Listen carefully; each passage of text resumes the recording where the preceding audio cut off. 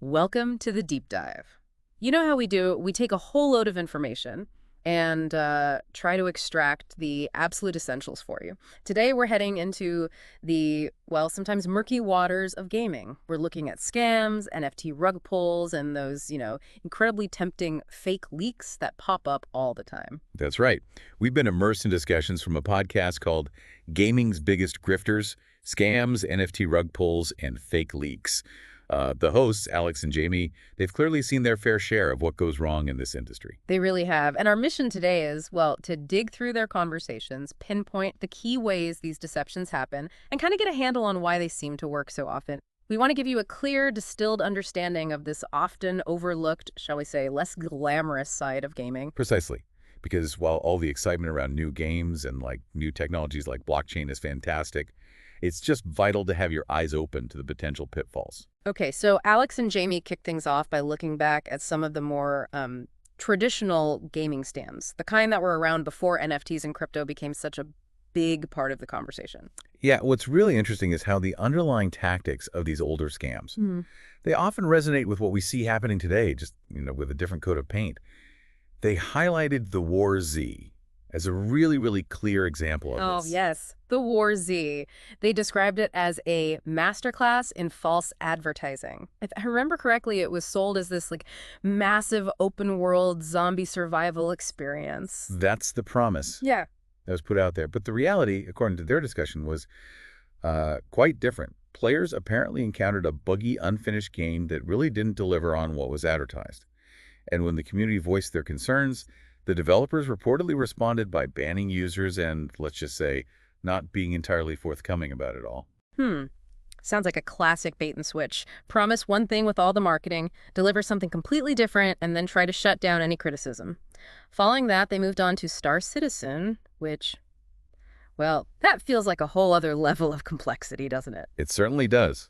Star Citizen brings up a lot of questions about the nature of crowdfunding in game development. The hosts pointed out the staggering amount of money it has raised, $500 million, and yet it's still in its alpha stage after many, many years of development. $500 million. Wow. Alex, one of the hosts, even quipped that it might be some elaborate social experiment to see just how much hype can be sustained. Yeah, it really does raise fundamental questions about crowdfunding. I mean, it can be an incredible tool for innovative projects, sure, but it inherently involves risk and a significant degree of trust between developers and backers. Yeah. The very long development timeline of Star Citizen, despite such massive financial support, Yeah. it really makes you consider the levels of accountability, in these huge crowdfunding efforts. Definitely. And then they also touched on No Man's Sky, which is an interesting case study because it had that very public and, frankly, quite disappointing launch after building up just immense pre-release excitement. Yeah, but what makes No Man's Sky significant is what happened after that initial disappointment. While it definitely stands as a warning about, over-promising and under-delivering, the developers did eventually go on to address a lot of the initial criticisms. They've significantly improved the game over time, so it's kind of a reminder that a rocky start isn't necessarily the end of the road for a game. Right, a bit of a redemption story there. So when you look at these earlier examples, these classic scams, what's the key thing that stands out? What should we really take away from this? Well, if we connect these examples, it really emphasizes the potential pitfalls of pre-ordering games based purely on marketing hype and promises. The host in the podcast made this point quite clearly, and it's a lesson that seems to need revisiting, constantly within the gaming community. That initial burst of hype can be incredibly convincing, but ultimately you're putting your money down on a vision, right? Not a finished, tangible product. Couldn't agree more. All that marketing can be so persuasive. It's definitely worth keeping a healthy dose of skepticism in mind. Okay, so that's a look at the more established forms of grift. Let's move on to what Alex and Jamie referred to as the real Wild West, NFT rug pulls. Ah, yes. This is where the relatively new tech of blockchain intersects with gaming. And unfortunately, as they discussed, it's opened up some novel avenues for scams.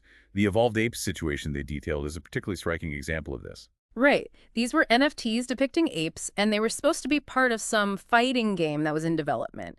People invested, often significant amounts of money, to acquire these digital assets. They were thinking they were getting both a collectible and access to a future game. Exactly. And what's particularly noteworthy here is the promise of utility. Yeah. These weren't just supposed to be digital art. They were meant to have a function, a purpose within a game. But as Alex and Jamie pointed out, the developer essentially just disappeared. With a substantial sum of investor funds, $2.7 million, I believe they mentioned. Wow, $2.7 million just gone, leaving everyone who had invested with essentially worthless digital pictures of apes. That's the very definition of a rug pull, isn't it? Pretty much, yeah. A project is promoted, people invest, and then poof, the creators vanish with the money, leaving investors holding nothing of value. Right. And the big time example they brought up illustrates another angle on this. Here you had a game marketed as a AAA NFT game, and it sold a considerable number of early access NFTs. And the big draw there, as I recall you mentioning, was the whole play-to-earn concept. Players were told they could earn cryptocurrency through their in-game activities and by trading NFT items. Yeah, that was the hook. But the picture painted by the hosts was of a game that allegedly didn't really live up to the initial excitement, which led to questions about whether the primary focus was actually on selling those early access NFTs rather than delivering a truly engaging game experience. It brings up a really important point about the, long-term viability and genuine value proposition of many of these play-to-earn models. Are they sustainable? It really makes you wonder why these NFT-related scams keep being successful. I mean, people are putting real money into these digital assets and then just losing it. What's the underlying appeal that keeps drawing people in? Well, Alex and Jamie speculated that the novelty of blockchain, maybe, and the allure of owning something unique and potentially valuable in the digital space. Sometimes it overshadows critical thinking. The promise of quick profits and that well-known fear of missing out, FOMO, likely play significant roles too. People see the buzz around NFTs and might jump in without fully understanding the risks or the actual long-term value. Yeah, FOMO is powerful, and Alex offered some pretty direct advice on this. If a game's main selling point seems to be the ability to sell your in-game items for crypto, that should probably raise some pretty serious red flags. That's a really crucial piece of guidance, yeah. Mm. If the economic model seems to be taking center stage over the actual gameplay, the fun, it's a strong signal to proceed with extreme caution. The fundamental focus, ideally, should be on the quality of the game itself, not just the potential for financial gain through what can be, let's face it, very volatile digital assets. Totally agree. Okay, so we've delved into classic scams and the newer NFT rug pulls. Now, let's shift gears a bit and talk about something different but just as prevalent. Fake leaks and the whole culture of clickbait around them. Right. This really taps into that intense anticipation, that constant desire for insider info that exists in the gaming community.